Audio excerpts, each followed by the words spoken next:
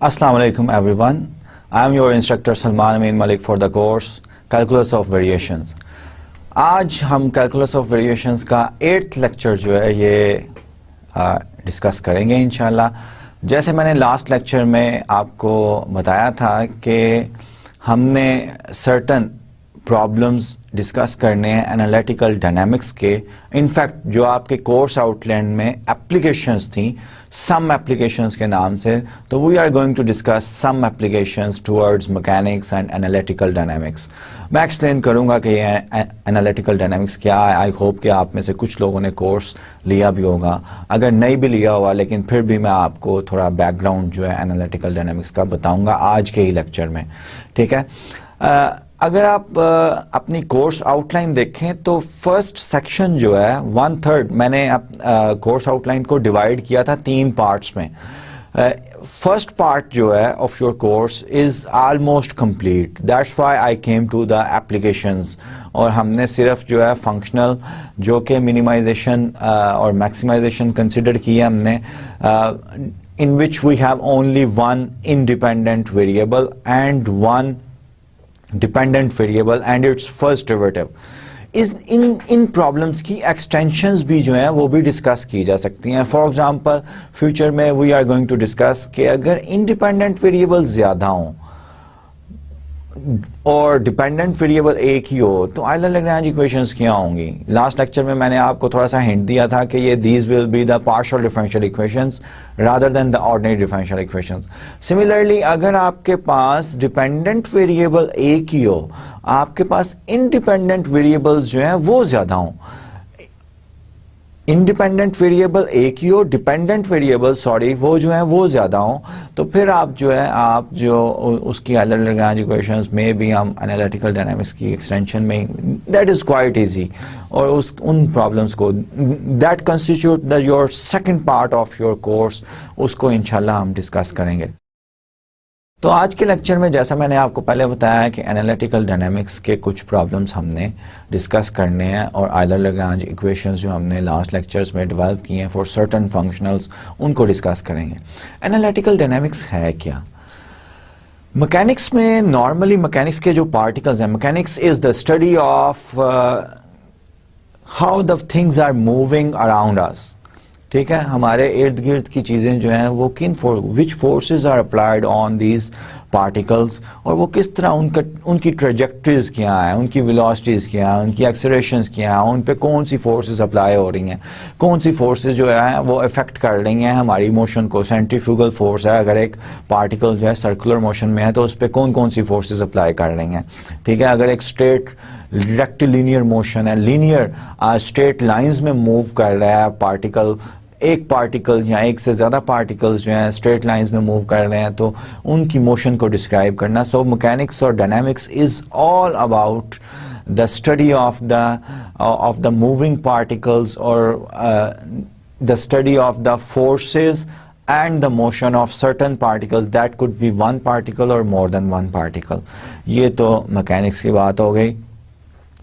अब मैकेनिक्स जो है इसमें नॉर्मली जो आर्गुमेंट होता है वो ज्योमेट्रिकल आर्गुमेंट होता है।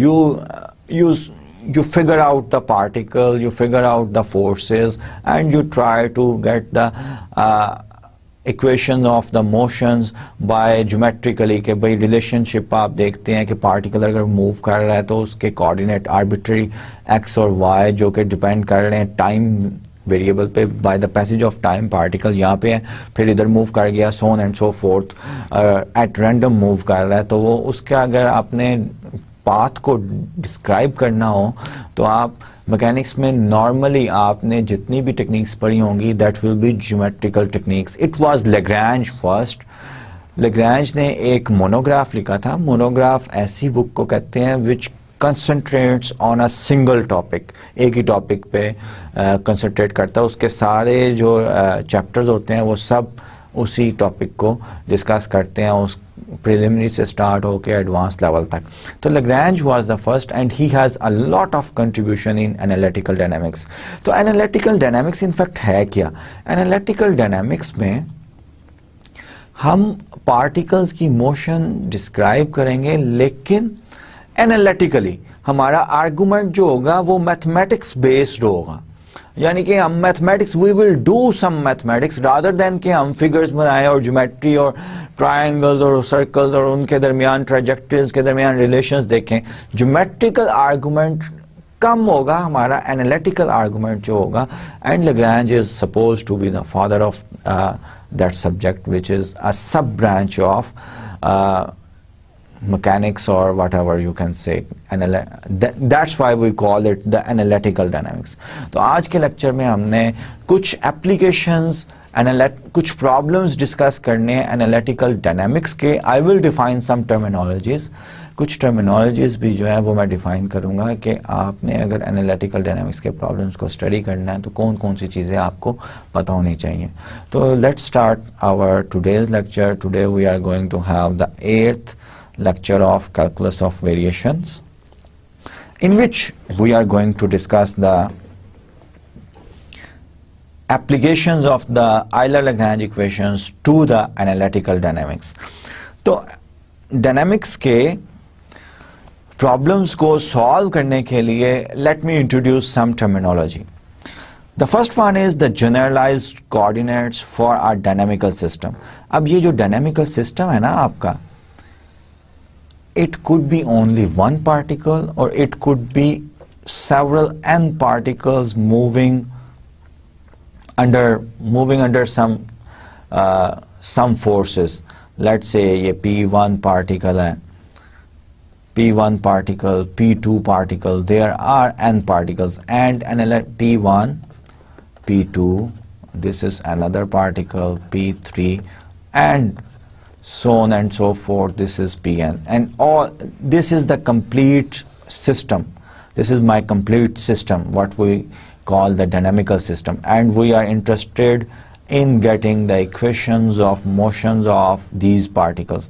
कि भाई इन particles की motion जो है एक दूसरे को इफेक्ट कर रही है, फोर्सेस कितनी हैं, कौन सी फोर्स कौन से पार्टिकल्स की मोशन को इफेक्ट करती है, कौन सा पाथ है, so on and so fourth. तो इस तरह के प्रॉब्लम्स डिस्कस करने के लिए सबसे पहले मैं डिफाइन करने जा रहा हूं कि अगर कोई एक डायनामिकल सिस्टम है जिसमें n पार्टिकल्स हैं तो उसका जनरलाइज कोऑर्डिनेट्स का क्या मतलब है।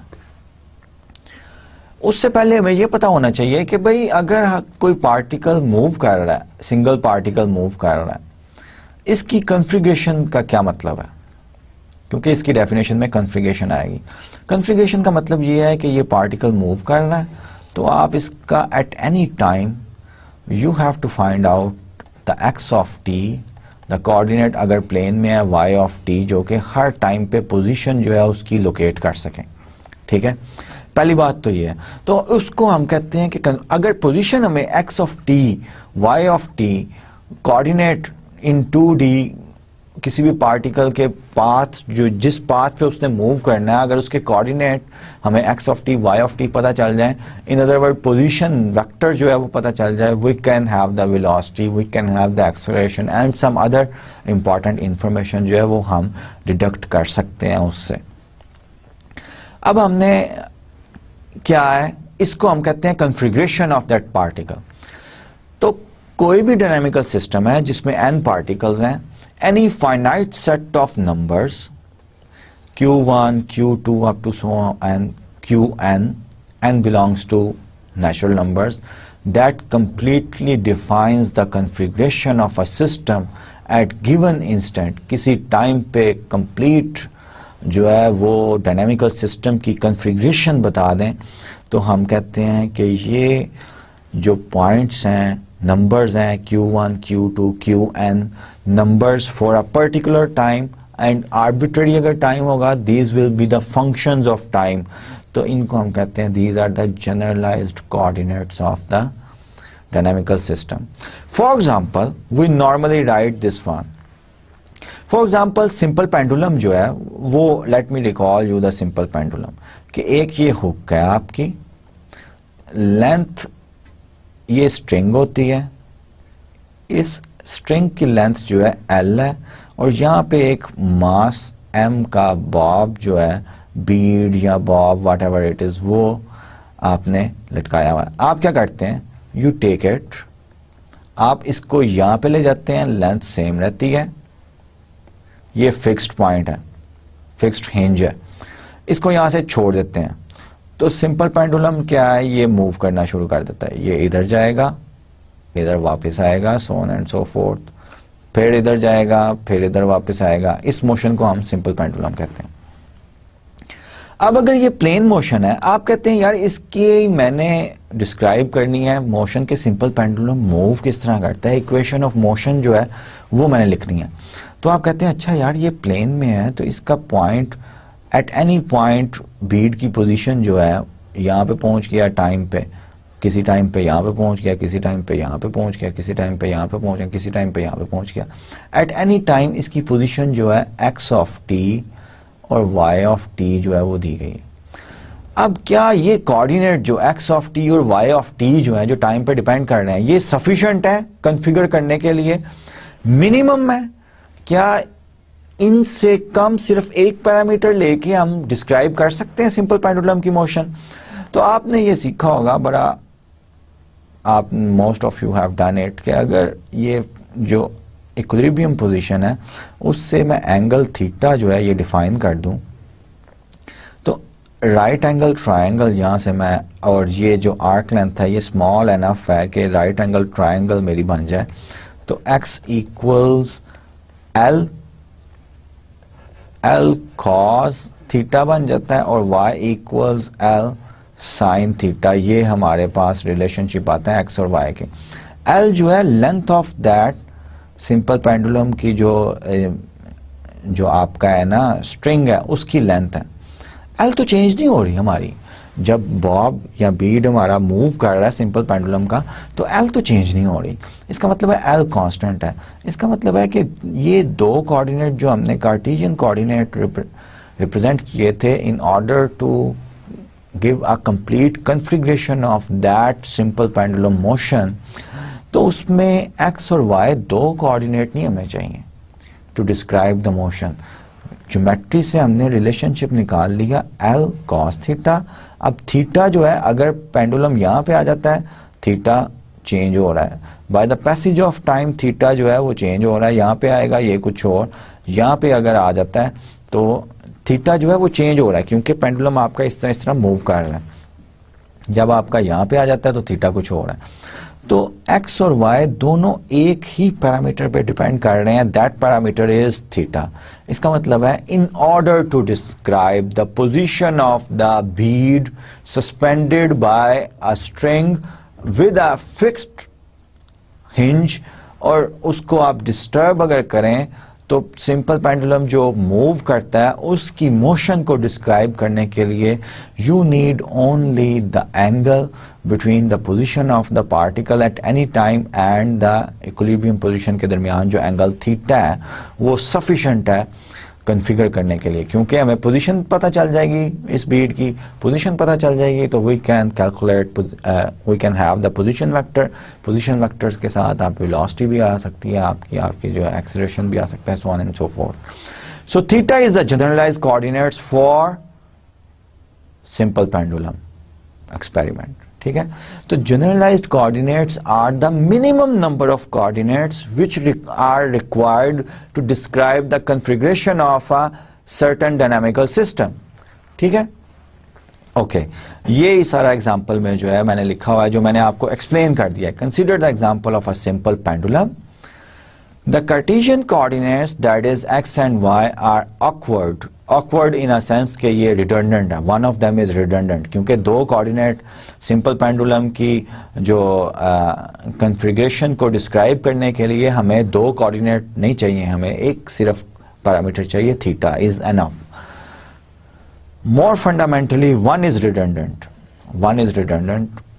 Only one coordinate is needed, which is theta, is the obvious choice. We call theta the generalized coordinates of the dynamical system, and our dynamical system is the simple pendulum motion, that is simple pendulum. तो सबसे पहले dynamical problems को solve करने के लिए this is the first step, कि you have to identify the generalized coordinates. तो generalise coordinates की एक और एग्जांपल जो है वो हम करते हैं, एंड इस एग्जाम्पल को आप you will see again and again till the 2 और 3 लेक्चर्स, 2-3 लेक्चर्स ही हमने एनालिटिकल डायनामिक्स की एप्लीकेशंस पे करने हैं।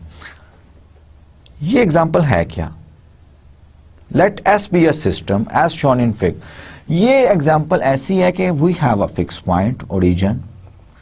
अब हमारा जो सिंपल पेंडुलम में तो ये फिक्स्ड होता था ना, और मास सम बीड ऑफ मास m जो है वो लटक रहा होता था, ये फिक्स होता था, तो ये ऐसे ऐसे मूव कर रहा था। अब ये पॉइंट हमारा फिक्स नहीं है। This point is like that, it can move on the x axis, ये ऐसे मूव कर सकता है, ठीक है। और कोऑर्डिनेट सिस्टम मैंने क्या, ये कोऑर्डिनेट सिस्टम रिप्रेजेंट कर रहा हूं कि i x axis ith direction इस तरफ है और perpendicular to this one is kth direction, ठीक है। अब ये पार्टिकल एक P है, ये भी मूव कर रहा है। Our dynamical system consist of 2 particles P1 and P2। P1 is moving horizontally, इस तरह स्लाइडर है कोई, और मेरा P2 जो है वो पेंडुलम की तरह मूव कर रहा है। इक्विलिब्रियम पोजीशन से थीटा एंगल डिस्प्लेस मैंने किया, छोड़ दिया, वो कभी इधर आ रहा है, कभी इधर आ रहा है, फिर इधर आ जाता है, इस तरह टू एंड फ्रो मूव कर रहा है। लेकिन अब सिंपल पेंडुलम नहीं है ये, क्योंकि आपका फिक्स्ड पॉइंट जो है वो भी मूव कर रहा है। तो वी हैव टू डिसाइड कि इसके जनरलाइज्ड कोऑर्डिनेट्स कौन से हैं। अगर तो ये फिक्स्ड हो तो हमने देखा था कि ये theta is sufficient. In other words, ये पूरा मैं इस पार्टिकल P1 जो कि हॉरिजॉन्टली मूव कर रहा है, इसकी भी पोजीशन को डिस्क्राइब करना चाह रहा हूं, और P2 जो कि ये है, इसकी भी पोजीशन को मैं डिस्क्राइब करना चाह रहा हूं by using the minimum coordinates, minimum possible coordinates. तो मैं क्या करता हूं, मैं एक फिक्स पॉइंट करता हूं, उसका नाम O रख लेता हूं, ठीक है। अब ये पार्टिकल अगर मूव कर रहा है P1 जो है हॉरिजॉन्टली, तो मैं एट एनी टाइम पार्टिकल की जो पोजीशन है उसको मैं x कह देता हूं from that fix point. Length जो है ये x है, और ऑफ कोर्स मेरा x जो है ये किस पे डिपेंड करेगा, टाइम पे डिपेंड करेगा, क्योंकि ये मूव कर रहा है। ये कभी इधर चला गया पार्टिकल, ये कभी इधर चला गया, तो x is a function of time. ये तो x हो गया। अब मैंने, क्योंकि ये पार्टिकल सिर्फ हॉरिजॉन्टली मूव कर रहा था, तो कोई और कोऑर्डिनेट मुझे चाहिए ही नहीं है। तो अगर P1 का मैं पोजीशन वेक्टर लिखना चाहूं, R1 जो मैं लिखना चाह रहा हूं, R1 is a function of time equals ये x of t ith direction, this is the position vector of my this particle P1। अब P2 के लिए मैं करना चाह रहा हूं, P2 के लिए मैं पेंडुलम से पता है कि I draw a perpendicular, pendulum से मैं पता है कि परपेंडिकुलर प्लॉट करके, अब ये फिक्स्ड मेरा पॉइंट है। ith कोऑर्डिनेट जो है वो दिस ट्राइंगल, इसको जमा करूं प्लस दिस वन, यही बनेगा ना, कि मैं इसको प्लस करूं, ये जो राइट एंगल ट्राइंगल का परपेंडिकुलर है, प्लस दिस लेंथ, इस लेंथ से ये वाली जो लेंथ है इसको ऐड करूं। ये वाली लेंथ जो है, ये वाली लेंथ तो मेरी मैंने x ऑफ t का हुई है, क्योंकि ये एग्जैक्टली सेम है इस पार्टिकल के। अगर ये इक्विलिब्रियम पोजीशन था, ये x ऑफ t है, इसका मतलब है I have to calculate this one.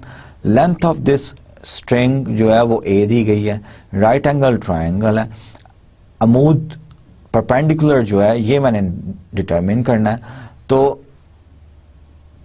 y over a ये किसके इक्वल होता है, साइन ऑफ थीटा के राइट एंगल ट्राइंगल में। y मैंने ये जो था इसको मैंने डिटरमिन करना है। ये जो मेरा है, ये मैं डबल लाइन यहां पे भी डाल दी है, इसको मैंने डिटरमिन करना था। तो डबल लाइन किसके इक्वल आएगी, a साइन थीटा। तो इस फिक्स्ड पॉइंट से, ओरिजिन से टोटल मेरा डिस्टेंस जो है इस पार्टिकल का x कोऑर्डिनेट वो क्या होगा, x of t plus a sine of theta. ये मेरा पोजीशन वेक्टर, अगर मैं R2 कहता हूं इस पार्टिकल का P2 का, तो ये ith कंपोनेंट उसका अलोंग x एक्सिस ये कंपोनेंट आया। अब y एक्सिस के अलोंग ये मेरा है, क्योंकि फिक्स पॉइंट ये है, y या k एक्सिस के अलोंग राइट एंगल ट्राइंगल में मैंने ये निकालना है। अब मुझे पता है कि बेस ओवर हाइपोटेनस जो कि a है वो किसके इक्वल होता है, कॉस थीटा के। तो y कोऑर्डिनेट बेस मैंने निकालनी थी, ये a कॉस थीटा के कॉरस्पॉन्ड होगा। तो R2 P2 का पोजीशन वेक्टर जो है with respect to this dynamical system and this coordinate system we have a cos theta. अब क्योंकि ये डाउनवर्ड डायरेक्शन है इसकी, k की पॉजिटिव डायरेक्शन मैंने ऊपर ली हुई है, तो यहाँ पे प्लस की जगह माइनस साइन थीटा आएगा और unit vector k। So this is R2 is the coordinate of P2 of this dynamical system in which the fixed point of the simple pendulum is also supposed to move in a certain direction। तो ये example यही है जो कि मैंने आपको explain कर दिया। जब ये हमारे पास, तो पूरे डायनामिकल सिस्टम का जो है, अगर मैंने पोजीशन वेक्टर लिखना हो तो ऑफ कोर्स R1 पूरे डायनामिकल सिस्टम का क्या है, काइनेटिक एनर्जी वगैरह, ये हमने आज के लेक्चर में कैलकुलेट करनी है for this dynamical system. So you have to remember this one कि इसका simple pendulum with moving fixed point has these coordinates, और फर्स्ट पार्टिकल का मैं काइनेटिक एनर्जी कैलकुलेट किया करूंगा सेकंड पार्टिकल की, तो पूरे डायनामिकल सिस्टम की काइनेटिक एनर्जी क्या होगी कि दोनों को मैं सम कर लूं। Let's go through the text what we have written on the slide, लेकिन एक्सप्लेन मैंने आपको कर दिया। Let us be the system shown in this figure which consist of two particles P1 and P2 connected by a light rigid rod of length A। The particle P1 is constrained to move along a fixed horizontal rail and the system moves in the vertical plane। Vertical plane में ये ऐसे move कर रहा है और ये ऐसे move कर रहा है। आप ये कंसिडर कर सकते हैं कि दीवार पे आपने कोई फिक्स्ड रेल इस तरह लगा दी है कि बीट भी मूव कर रहा है दीवार के साथ साथ और फिक्स्ड पॉइंट भी मूव कर रहा है। Select generalized coordinates for this system and obtain expressions for the position vector R1 and R2 in terms of these coordinates। अब जनरलाइज कोऑर्डिनेट्स क्या हुए, यहाँ पे दो जनरलाइज कोऑर्डिनेट्स हुए कि फिक्स्ड पॉइंट से P1 फर्स्ट पार्टिकल का distance and the other generalize coordinates is theta. अब यहाँ पे ये बात नोटिस करें कि एक्स भी आपका टाइम पे डिपेंड कर रहा है और थीटा भी आपका टाइम पे डिपेंड कर रहा है। Now imagine if I have to solve something for this dynamical system और मेरा फंक्शनल जो है वो किस किस का फंक्शन होगा, t का, x का, x प्राइम का, x prime dx over dt है, थीटा और थीटा प्राइम का। ये आ गया ना, एक इंडिपेंडेंट वेरिएबल और दो डिपेंडेंट वेरिएबल। तो इस तरह की लैग्रांज फंक्शनल भी मे भी आज के लेक्चर में, या अगर टाइम मिला हमें, हम आज के लेक्चर में या नेक्स्ट लेक्चर में डिस्कस करेंगे। So the most important principle in analytical dynamics जिसकी एप्लीकेशन हम आइलर-लैग्रेंज इक्वेशंस की मैं आपको शो कर सकता हूं, वो हैमिल्टन्स प्रिंसिपल है। हैमिल्टन्स प्रिंसिपल इनफैक्ट है क्या, इसको मैं थोड़ा सा आपको डिस्क्राइब कर देता हूं। If a particle of mass m moves, then according to Newton's law we have the force F equals ma होता है। न्यूटन्स लॉ सबको पता है।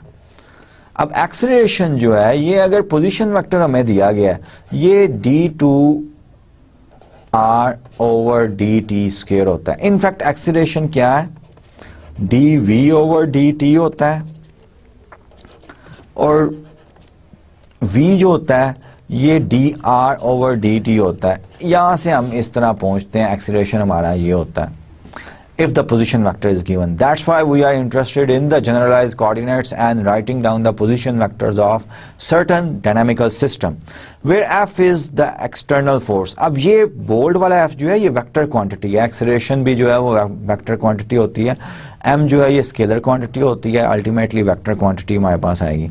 where F is the external force acting on the particle। Please be sure कि ये F जो है, ये जो हमने कैलकुलस ऑफ वेरिएशन में फंक्शनल लेते हैं उसमें इंटीग्रल में जो f होता है ये वो वाला f नहीं है, ये फोर्स है। R is the position vector with respect to the origin of some fixed coordinate system and t is the time। If f is a conservative field, ये डायनामिकल सिस्टम में, एनालिटिकल डायनामिक्स में बहुत ज़्यादा use होता है। कि अगर आपके पास कंजर्वेटिव फील्ड है, कंजर्वेटिव फील्ड्स की डिफरेंट डेफिनेशंस होती हैं. फॉर एग्जांपल एक डेफिनेशन ये है जो कि मैथमेटिकली लिखी है कि there exist some scalar function v such that f could be written as minus gradient of v. अब ये ग्रेडियंट क्या होता है? v कोई स्केलर फंक्शन है, फॉर एग्जांपल 2 वेरिएबल्स में x एंड y में. तो ग्रेड ऑफ v जो है ये इनफैक्ट क्या होता है? ये एक वेक्टर क्वांटिटी होती है. ऑफ कोर्स वेक्टर क्वांटिटी होगी क्योंकि फोर्स वेक्टर क्वांटिटी होती है. Partial v over partial x Cartesian coordinates में अगर मैं लिखूं plus partial v over partial y j, ये ग्रेड ऑफ v होती है. तो अगर हमारा फोर्स जो है वो कंजर्वेटिव हो then we will be able to find some scalar function v such that f can be written as this one. और कंजर्वेटिव फील्ड्स जो हैं ये बड़े अच्छे फील्ड्स होते हैं, फोर्स फील्ड्स. इनमें अगर क्लोज्ड पाथ में आप वर्क डन करते हैं तो वो ज़ीरो आता है. यानी कि आपने एक चीज़ को उठाया कंजर्वेटिव फील्ड में, आप जो है वो ए पॉइंट से मूव किए, आप फिरते गए देन वो अल्टीमेटली यू रीच एट ए. तो आपने वर्क डन फिजिकली कुछ नहीं किया, you did nothing. Kinetic energy जो है ये काइनेटिक एनर्जी हमें पता है T इक्वल्स 1/2 mv² होता है. इसको मैं इस तरह लिख सकता हूँ 1/2 mv डॉट v, क्योंकि वेक्टर v का डॉट प्रोडक्ट इटसेल्फ वो मैग्नीट्यूड के इक्वल होता है. हमें पता है कि v dot v equals magnitude का स्क्वायर. तो काइनेटिक एनर्जी 1/2 mv² और dr ओवर dt². अगर मैं v की जो है वो वैल्यू डाल दूं तो इसको मैं ultimately in terms of r जो है वो इस तरह लिख सकता हूं, where r equals xi plus yj plus zk. अब न्यूटन्स लॉ जो है follows a consequence of the problem of finding a path. Problem क्या है? प्रॉब्लम ये है कि डायनामिकल सिस्टम में पार्टिकल्स मूव कर रहे हैं. ठीक है, इस तरह मूव कर रहा है ये पार्टिकल. अब अगर हमने इसका पाथ निकालना है तो वो ये कहता है कि इस तरह के फंक्शनल का t इक्वल्स 1 पे अगर पार्टिकल यहाँ पे था, t इक्वल t1 पे, और t2 पे यहाँ पे था, और ये पाथ आपने मूव करने का निकालना है. तो न्यूटन्स लॉ और some mathematics said that you have to find the extreme values of this functional. अब t आपका क्या था? 1/2 mv². अभी लास्ट स्लाइड में एक्सप्रेशन हमने t का दिया है ना, t का एक्सप्रेशन क्या है? 1/2 m v क्या होता है? dr ओवर dt, ये वेक्टर क्वांटिटी, और इसका dot product dr over dt. ठीक है. अब ये जो है इसका मतलब है r जो था हमारा, r क्या था? फंक्शन था x of t i, y of t j, 3D में लिख रहा हूँ, z ऑफ t k. तो सब जो है t के फंक्शन है, स्मॉल t टाइम के फंक्शन है. इसका मतलब है काइनेटिक एनर्जी जो डायनामिकल सिस्टम की होगी वो भी टाइम का फंक्शन होगी. और पोजीशन वेक्टर अगर 3D में है तो x, y और z 3 डिपेंडेंट वेरिएबल हैं. तो t माइनस v, इसको हम लैग्रैंजियन भी कहते हैं डायनामिकल सिस्टम का, L equals t minus v. इसकी एक्सट्रीम वैल्यूज निकालनी होती हैं, और इंडिपेंडेंट वेरिएबल से विद रिस्पेक्ट आप देख लें कि dt हम with respect to independent variable हम कर रहे हैं इंटीग्रेट.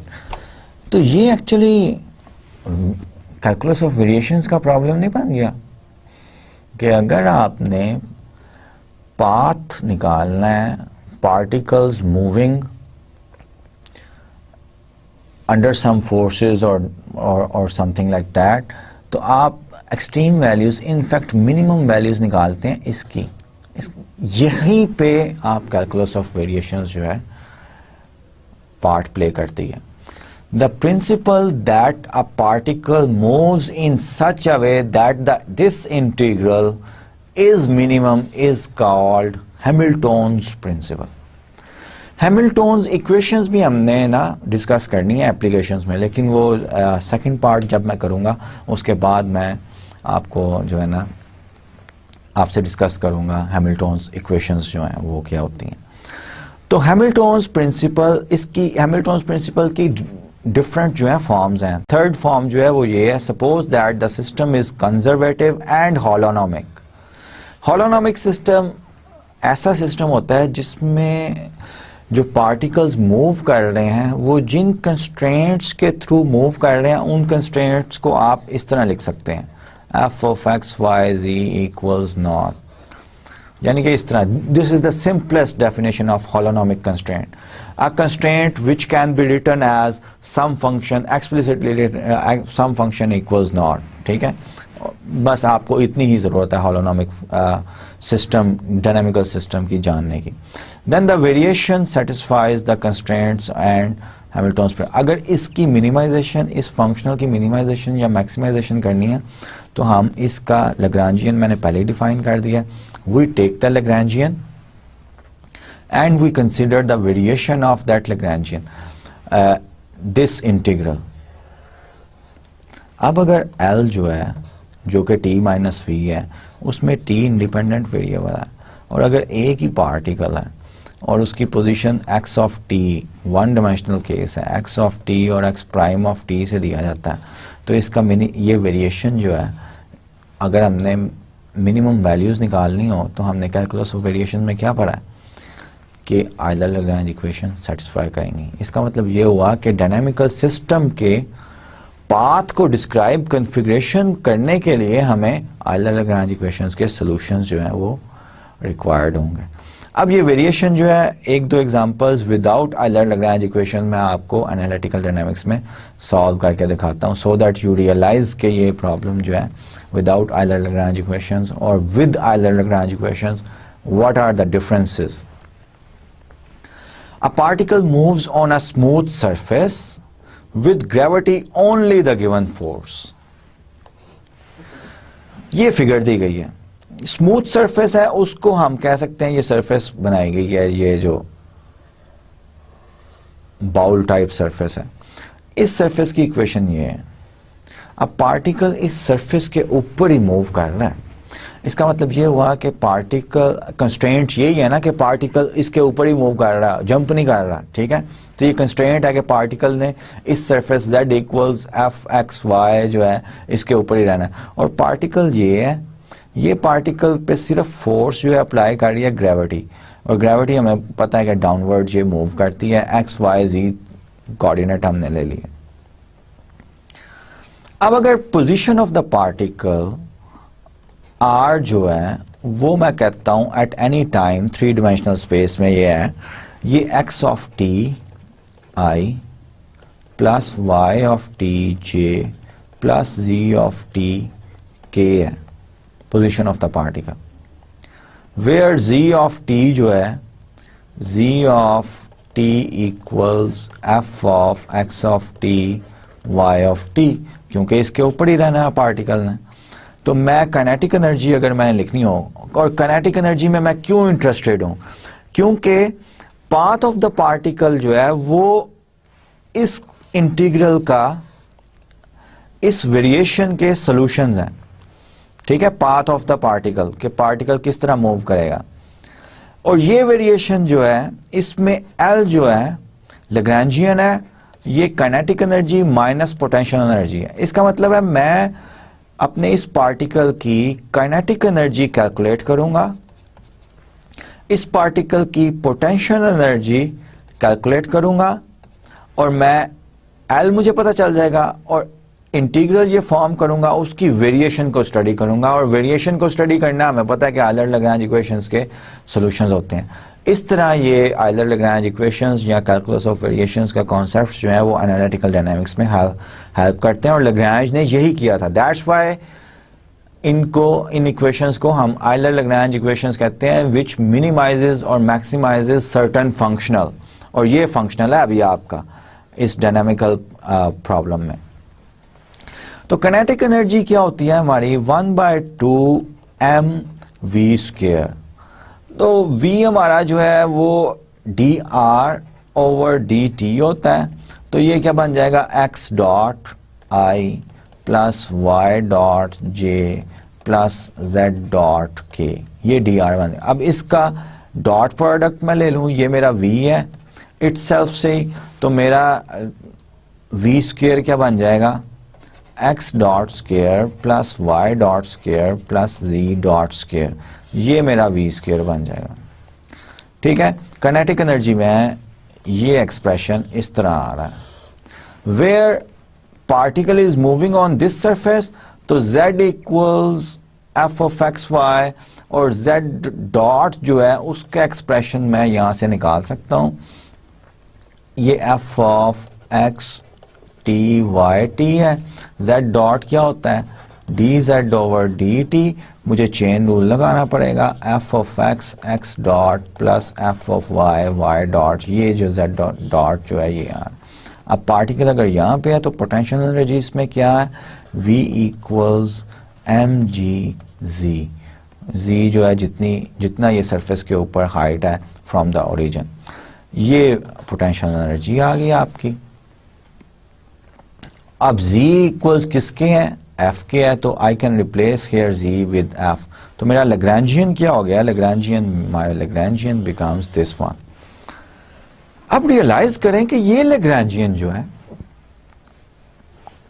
ये फंक्शन है, इंडिपेंडेंट वेरिएबल कौन सा है टाइम t, डिपेंडेंट वेरिएबल कौन से हैं x of t, y of t and z in fact dependent variable है, z अल्टीमेटली z डॉट जो है f ऑफ x और y x डॉट और y डॉट पे डिपेंड कर रहा है। तो मैं z को नहीं लिख रहा, x डॉट y डॉट मेरा लैग्रैंजियन इसका फंक्शन है। अब अगर मैंने इस डायनामिकल सिस्टम की इस पार्टिकल का पाथ डिटरमिन करना है, तो हैमिल्टन्स प्रिंसिपल क्या कह रहा है कि ये जो इंटीग्रल है, ये वाला integral where l is this one, इसका मिनिमाइजेशन ऐसा एक्स टी वाई टी निकालें कि ये इंटीग्रल जो है मिनिमम हो रहा हो। ये इंटीग्रल मिनिमम का मतलब है कि we will consider the first variation of this integral. अब इस वेरिएशन से हमारे पास तो दो इंडिपेंडेंट वेरिएबल आ रहे हैं, तो आइलर लैग्रेंज इक्वेशंस की क्या फॉर्म होगी ये हम पढ़ेंगे आज के लेक्चर में। लेकिन अभी मैं इस एग्जांपल को यहीं पे छोड़ रहा हूं कि variation of this functional is in fact gives you the solution of this dynamical system. Next dynamical system हम लेते हैं सिंपल पेंडुलम। क्योंकि ये मैं क्यों एग्जांपल ले रहा हूं, बिकॉज कि इसकी इक्वेशन ऑफ मोशन हमें पता है। अब इसको एक स्टेप फर्दर आगे मैं लेके जाऊंगा इस एग्जांपल को। Consider the motion of the simple pendulum, we have kinetic energy of the simple pendulum ये होती है, क्योंकि kinetic energy T equals 1/2 mv² है। ये सर्कुलर आर्क में अगर मूव कर रहा है तो ये arc length S equals r theta होती है हमारे पास आर्क लेंथ। तो v इनफैक्ट इक्वल क्या होगी ds ओवर dt, और थीटा टाइम का फंक्शन है। ये स्ट्रिंग की लेंथ L है तो यहाँ पे L आएगा, ठीक है। L is a constant, theta dot, अब इसका स्क्वायर आप ले लें L square theta dot square, इस तरह ये काइनेटिक एनर्जी आ रही है क्योंकि ये सर्कुलर आर्क में मूव करता है। V equals mgl 1 minus cos theta, V in fact इसका mgl कॉस थीटा था, और V पोटेंशियल होता है, ठीक है। ये फोर्स जो है क्योंकि ये कंजर्वेटिव फील्ड है, माइनस ग्रेड ऑफ V, ये ऐसा V है पोटेंशियल एनर्जी। किस तरह हम निकालते हैं, हम इस पे फोर्सेस अप्लाई देखेंगे कि फोर्सेस कौन कौन सी अप्लाई हो रही हैं, उसको हम इस तरह डिटरमिन करते हैं, फोर्स को वी ऐसा डिटरमिन करते हैं कि उसका ग्रेडियंट जो है फोर्स के इक्वल है। ये v m g l cos theta potential energy जो है वो जाहिर बात है, जब मैं इसको यहां से यहां तक उठा के लेके गया हूं इस पार्टिकल एम को, तो इसमें जो हाइट जो डिफरेंस आया है, ये पार्टिकल पहले यहां पे था, यहां से हाइट पे ले गया, तो जो हाइट आ रही है वही जो है, ये हाइट जो है उतनी ही उसमें पोटेंशियल एनर्जी कंजर्व्ड हुई है। लेकिन मैंने यहां पे v जो है m g l minus m g l cos theta, ये जो है ये तो कांस्टेंट है, m भी constant, mass of the particle, g भी कांस्टेंट, l भी कांस्टेंट, ये सारा कांस्टेंट है। तो मैंने फॉर द के सिंप्लिसिटी मैंने ये कांस्टेंट ऐड कर दिया हुआ है इसमें। पोटेंशियल एक्चुअली आपका ये था v equals minus m g l cos theta, potential energy जो थी उसमें कांस्टेंट एक ऐड कर दिया for simplification, it doesn't matter. तो लैग्रांजियन मेरा क्या बन जाता है, l equals t minus we होता है, ये मेरा लैग्रांजियन बन गया। हैमिल्टन्स प्रिंसिपल जो थर्ड फॉर्म कहते हैं कि अगर आपने इस सिंपल पेंडुलम की इक्वेशन ऑफ मोशन निकालनी है तो ये जो फंक्शनल है इसकी मिनिमम ऐसी वैल्यूज निकालने थीटा ऑफ टी जो कि इस फंक्शनल को मिनिमाइज कर रहा हो। जो कि मिनिमाइज करने का क्या मतलब है कि इसकी फर्स्ट वेरिएशन जो है इस फंक्शनल की वो हम कंसिडर करेंगे। तो मैंने एल जो है डिटरमिन कर लिया। लेट्स, हमें पता है कि थीटा फंक्शन है टाइम का, ये वेरिएशन जो है इसको अप्लाई कर देते हैं। Let's apply this variation. इस वेरिएशन को 1/2 और इंटीग्रेशन के साइन के अंडर में ले जाता हूं। 1/2 कांस्टेंट है, m कांस्टेंट है, l स्क्वायर कांस्टेंट है, ये फंक्शन है। तो वेरिएशन जब मैं अप्लाई करूंगा तो इसका आंसर क्या आएगा, 2 थीटा डॉट फंक्शन का 2 theta dot as it is and variation of theta dot. Variation को जब मैं इस पे अप्लाई करूंगा तो इसका बाकी सब तो कांस्टेंट है, थीटा डॉट स्क्वायर का ये आंसर आएगा। ये कांस्टेंट, ये वेरिएबल है, यहां पे जब वेरिएशन करूंगा तो कॉस का माइनस साइन थीटा, आगे थीटा डॉट की वेरिएशन डेल्टा थीटा ये आएगा। We will carry on our variation to get the equation of motion, ये आ गया। ठीक है, अब इसको सिंप्लीफाई किया मैंने 2 से जो है यहाँ पे 2 पहले ही था, तो m l square theta dot variation of the theta dot sine theta variation of the theta dot. अभी आइलर लैग्रेंज इक्वेशंस नहीं आई, मैं वेरिएशन को वैसे ही, मुझे पता है कि फंक्शन कौन कौन सा है, वेरिएशन जो है वो अप्लाई कर रहा हूं। अब यहाँ पे मुझे थीटा डॉट मैंने किसी तरह से लाना है, सॉरी डेल्टा थीटा सेम जो यहाँ पे, तो मैं इंटीग्रेशन पे पार्ट्स कर लेता हूँ। डेल्टा थीटा डॉट है, डेल्टा थीटा डॉट जो है इनफैक्ट इसको मैं लिख सकता हूँ d/dt variation in the theta, इसको मैं इस तरह लिख सकता हूँ क्योंकि थीटा डॉट को मैं इंटरचेंज कर सकता हूँ। इंटीग्रेट करूंगा, इंटीग्रेशन करने से, इंटीग्रेशन बाय पार्ट्स करने से मेरे पास ये आता है, मेरा ये फर्स्ट फंक्शन है, इसका d/d थीटा पहले मैं इस तरह लिखा है, इसको टाइम पे इंटीग्रल है, तो ये theta dot variation of theta t0 और t1 पे minus sign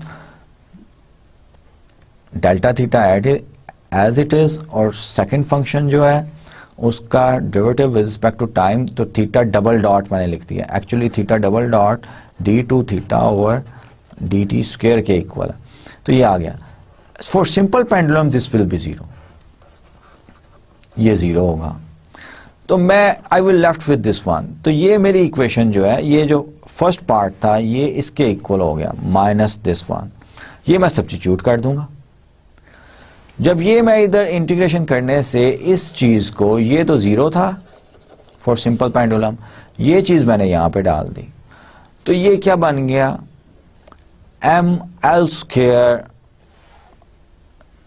variation in theta, theta double dot, m भी कॉमन ले लिया, एल भी कॉमन ले लिया, ठीक है। तो I will left with minus L variation in theta and theta double dot minus G, और यहां से इससे मैं t0, इसको मैं इस तरह लिख सकता हूं t1 theta double dot into L plus g sin theta variation in theta equals nought, ये जीरो है। अब कैलकुलस ऑफ वेरिएशन में ही हमने ये डेल्टा थीटा जो है ये तो आर्बिट्रेरी वेरिएशन है, आर्बिट्रेरी वेरिएशन, और ये कोई भी फंक्शन है, इंटीग्रल जीरो है, तो we only have this choice कि इंटीग्रेंट जो है ये आर्बिट्रेरी वेरिएशन है, तो theta double dot plus G sine theta equals nought, ये इक्वेशन के ये zero, from this equation we can conclude this one and ultimately we have this one. ये exactly same equation of motion है जो कि आपने डिफरेंट वे से physics में मे बी मैकेनिक्स के किसी कोर्स में सिंपल पेंडुलम के लिए ड्राइव की हो। ये second order ordinary differential equation है, ये इनफैक्ट आयलर लैग्रेंज इक्वेशन है, ठीक है, ये भी हम देखेंगे आज के लेक्चर में। लेकिन मैंने अभी ये दो एग्जांपल्स किस लिए किए हैं कि वेरिएशन रादर देन के आयलर लैग्रेंज इक्वेशन को हम करें, हम वेरिएशन अप्लाई कर देते हैं, ठीक है। रिमार्क क्या है कि अगर वेरिएशन अप्लाई करें तो हैमिल्टन्स प्रिंसिपल्स बड़ी मुश्किल से इक्वेशन ऑफ मोशन हमें देता है, अगर कॉम्प्लिकेटेड प्रॉब्लम हो फिर तो बहुत ही मुश्किल हो जाता है आपके लिए सर्टेन एग्जांपल्स के लिए। तो आयलर लैग्रेंज इक्वेशंस जो हमने कैलकुलस ऑफ वेरिएशंस में स्टडी की हैं वो ये सब वेरिएशन कैरी आउट करके हमने अल्टीमेटली सेकंड ऑर्डर और ऑर्डिनरी डिफरेंशियल इक्वेशन वो डायरेक्ट हमें ये इक्वेशन दिया करेगा। हम अपने फंक्शनल में इसको आइडेंटिफाई करेंगे कि फंक्शनल क्या है, ओरिजिनल जो कि आपका डायनामिक्स के केस में एल है, लैग्रांजियन है जो कि टी माइनस वी है।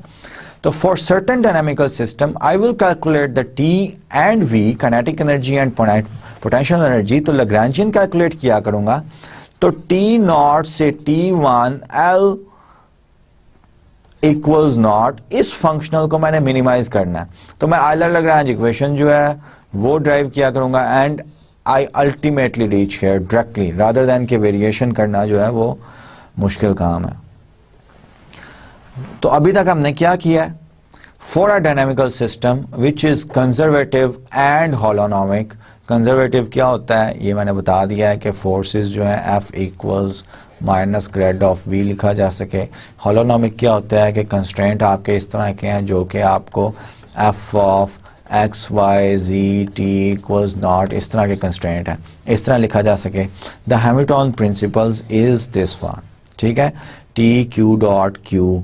अब ये बड़ा सिंपल प्रॉब्लम है क्योंकि जनरलाइज कोऑर्डिनेट्स यहाँ पे क्यू जो है ये जनरलाइज्ड कोऑर्डिनेट है और जनरलाइज कोऑर्डिनेट सिर्फ एक ही लिया गया क्यू ऑफ टी, जैसे सिंपल पेंडुलम के केस में सिर्फ थीटा था, थीटा ऑफ टी था, ठीक है। लेकिन नॉर्मली डायनामिकल सिस्टम इतने सिंपल नहीं होते कि आपका जनरलाइज कोऑर्डिनेट सिर्फ एक ही हो। तो ये जो है ये आपका कोऑर्डिनेट, अगर इसकी वेरिएशन आपने चेक करनी है, ये आपका ये है, तो आयलर लैग्रेंज इक्वेशन हमें पता है कि ये होगी, यहाँ पे सिर्फ माइनस से मल्टीप्लाई किया हुआ है, आप इससे फेमिलियर हैं, partial q minus d over d t independent variable partial l over partial q dot equals not, this is the Euler Lagrange equation. और माइनस से मल्टीप्लाई कर दें, it doesn't matter. Some authors calls j the action functional corresponding to the Lagrangian, ठीक है, क्योंकि ये Lagrangian है और एल आपको पता है l equals t minus we होता है, ये आपने याद रखना है। डायनेमिकल एनालिटिकल डायनेमिक्स में लैग्रेंजियन जो है ये किसके इक्वल होता है और यही काम हुआ करेगा। फर्स्ट स्टेप क्या है कि जनरलाइज कोऑर्डिनेट्स आइडेंटिफाई करें। जनरलाइज कोऑर्डिनेट्स आइडेंटिफाई करने के बाद सेकंड स्टेप क्या है कि आप जो है लैग्रेंजियन जो है वो काइनेटिक एनर्जी और पोटेंशियल एनर्जी करके लैग्रेंजियन कैलकुलेट किया करेंगे। लैग्रेंजियन कैलकुलेट करने के बाद you will apply the Euler-Lagrange equations. It means the function q of t which make the action functional minimum is known as the actual motion of the, ये actual motion हमें system की dynamical system की चाहिए होती है, which are the solutions of the Euler-Lagrange equation. It means that the qt is actual motion if and only if the function q of t satisfies the Euler-Lagrange equations. Okay, so next slide पे we have an example. Let's do that example and see how we proceed for the solution of that example. A certain oscillator with generalize coordinate. अब ये बड़ी simple सी example है, हमें generalise coordinate जो है वो dynamical system का दे दिया गया है कि ये सिर्फ एक ही जनरलाइज कोऑर्डिनेट्स है q, और उसका लैग्रांजियन भी दे दिया गया है कि Lagrangian has this form. Normally तो लैग्रांजियन इक्वल्स t माइनस वी होता है ना, और काइनेटिक एनर्जी हमें अगर डायनामिकल सिस्टम दिया गया हो, we have to calculate the kinetic energy and potential energy and then we get the expression for the Lagrangian. लेकिन इस केस में हमें लैग्रांजियन दे दिया गया, so our life is more easier for this particular example. लेकिन future में जो एग्जाम्पल्स हम करेंगे उसमें ये लैग्रांजियन हमें कैलकुलेट करना पड़ेगा, डायनामिकल सिस्टम सिर्फ डिस्क्राइब किया गया होगा। तो इस लैग्रांजियन के लिए हमारा first we have to verify that the q of t equals sine of t is a motion of the oscillator. अभी हमने आज के लेक्चर में किया है कि डायनामिकल सिस्टम का मोशन पाथ जो है वो निकालने के लिए we have to minimise this functional Lagrangian dt, इसको मिनिमाइज करना है। ऐसे x ऑफ t निकालने हैं जो कि इसको मिनिमाइज करें, या q ऑफ t ऐसे कोऑर्डिनेट निकालने q ऑफ t जो कि इसको मिनिमाइज करें, इस फंक्शनल को। इस फंक्शनल को मिनिमाइज करने का मतलब ये है कि आप Euler Lagrange equation partial l over partial q minus d over dt partial l over partial q dot equal 0, इसके सॉल्यूशंस जो हैं वो इस पॉसिबल पाथ्स हो सकते हैं। अब हमें एग्जांपल में क्या दिया गया है कि हमने वेरीफाई करना है कि this q of t is the motion of the oscillator. इसका मतलब है कि हम आइलर लैग्रांज इक्वेशंस लिखेंगे फॉर दिस l, और हम ये शो करेंगे कि वो आइलर लैग्रांज इक्वेशंस जो आ रही हैं उन आइलर लैग्रांज इक्वेशंस का सोल्यूशन ये है जो कि q of t sin t है। तो आइलर लैग्रांज इक्वेशंस के लिए सबसे पहले मुझे partial l over partial q निकालना पड़ेगा। Partial l over partial q जो है वो मेरे पास माइनस q आएगा। Then I have to calculate partial l over partial q dot, ये पार्शियल डेरिवेटिव है इस लैग्रांजियन का with respect to q dot. अब इसका भी आंसर q डॉट ही आएगा, सिर्फ q डॉट। आगे मैं q and q dot also the function of time, लेकिन मैं ये पार्शियल डेरिवेटिव ले रहा हूं with respect to q dot, time के विद रिस्पेक्ट नहीं है। I will put these partial derivatives in my equation. इस इक्वेशन में मेरे पास माइनस q और minus d over dt, Euler Lagrange equation मेरी ये बन जाएगी q dot equals nought minus q minus, और ये क्या बन जाएगा q double dot equal 0। This is my Euler Lagrange equation. और जो डायनामिकल सिस्टम जिसका लैग्रांजियन इस एग्जांपल में ये दिया गया है, अगर मैंने उसके पाथ की इक्वेशंस निकालनी है तो मुझे इस इक्वेशन को सॉल्व करना होगा। लेकिन मुझे इस एग्जांपल में एक पाथ दिया गया है कि साइन ऑफ t है, q of t equals sine of t। ये पाथ ऑसिलेटर की मोशन है। इसका मतलब है कि अगर ये पाथ है तो this is the solution of Euler Lagrange equation. तो q डॉट आप कैलकुलेट करें, q dot will be cos of t। Euler Lagrange equation में q डबल डॉट है तो I have to calculate the q double dot. Double dot आप calculate करें, minus sine of t बनेगा। अब ये ऑसिलेटर का सॉल्यूशन जो है डायनामिकल सिस्टम का पाथ होगा अगर आइलर लैग्रांज इक्वेशन का ये सॉल्यूशन है जो कि हमने वेरीफाई करना है। तो q क्या था, minus sine of t minus Euler Lagrange equation में ये वैल्यूज डाल रहा हूं, माइनस साइन ऑफ t। इसको मैं देखा, ये मैंने क्या कैलकुलेट किया है, माइनस q डबल डॉट, उसमें सिर्फ ये वैल्यूज डाली हैं। इसको 0 होना चाहिए क्योंकि आइलर लैग्रांज इक्वेशन में minus q double dot equal 0 है। Minus sine t plus sine t, हमें नजर आ रहा है कि ये दोनों 0 हैं, एक प्लस साइन के साथ है। So this is the oscillators solutions. जो भी ऑसिलेटर था dynamical system, I don't care जो भी हो, जिसका लैग्रांजियन ये है तो उसका आइलर लैग्रांज इक्वेशन हमने कैलकुलेट की and this is the solution of Euler-Lagrange equation. So this is the path of the dynamical system, जो भी वो dynamical system है. Second part ये है, show that it makes the functional J stationary, कि ये इस functional को stationary करता है over the interval 0 and t. Stationary का मतलब ये है कि ये solution जो है q of t equals sin of t, whether that will make the functional, ये जो functional लिखा हुआ है इसको वेदर ये मिनिमाइज करेगा या मैक्सिमाइज करेगा. मिनिमाइज या मैक्सिमाइज करे तो ये हम कहते हैं कि फंक्शनल को ये फंक्शन जो है स्टेशनरी कर रहा है. इसको जरा मैं क्विकली करता हूं, लेकिन क्योंकि ये जरा टफ पार्ट है, टेक्निकल पार्ट है, इसको मैं दोबारा करूंगा नेक्स्ट लेक्चर में. We don't have too much time. तो ये स्टेशनरी करने के लिए आपको पता है कि हम पिछले लेक्चर्स में ये डिसाइड करने के लिए कि solutions of Euler-Lagrange equations are in fact maximiser और मिनिमाइजर हम क्या करते थे, y plus h admissible function है माइनस j ऑफ y, इसका साइन चेक करते थे. वही काम हमने यहां करना डायनेमिकल सिस्टम में. q, अब यहां पे q किसको हम चेक कर रहे हैं, q इक्वल्स साइन t को, और h ऑफ t क्या है, h of t any admissible function. Admissible function का क्या मतलब होता है कि h ऑफ इंटरवल क्या दिया गया है हमें, 0 और टॉ दिया गया है. h ऑफ 0 इक्वल्स नॉट है, h of tau equals nought है, और इसको हम कंसिडर करेंगे with q of t equals sine t. Lagrangian हमें क्या दिया गया था, Lagrangian from the previous slide, ये हमें क्या दिया गया था, 1/2 q dot square, 1/2 q dot square minus 1/2 q square. अब ये q प्लस h क्या बनेगा, sine of t plus h. q जो है वो साइन ऑफ t है, इसके साथ ये लग्रांजियन जो है, क्योंकि फंक्शनल हमारा ये था 1/2 q dot square minus 1/2 q square जो है dt, इसको हमने मिनिमाइज करना है 0 से टॉप पे. ये हमारा फंक्शनल है j ऑफ q है. तो यहाँ पे q डॉट प्लस h, ये आपका सारा आ जाएगा. Ultimately we will do some mathematics जो कि मैं नेक्स्ट लेक्चर में एक्सप्लेन करूंगा. And this is less than और equal to OH. I will just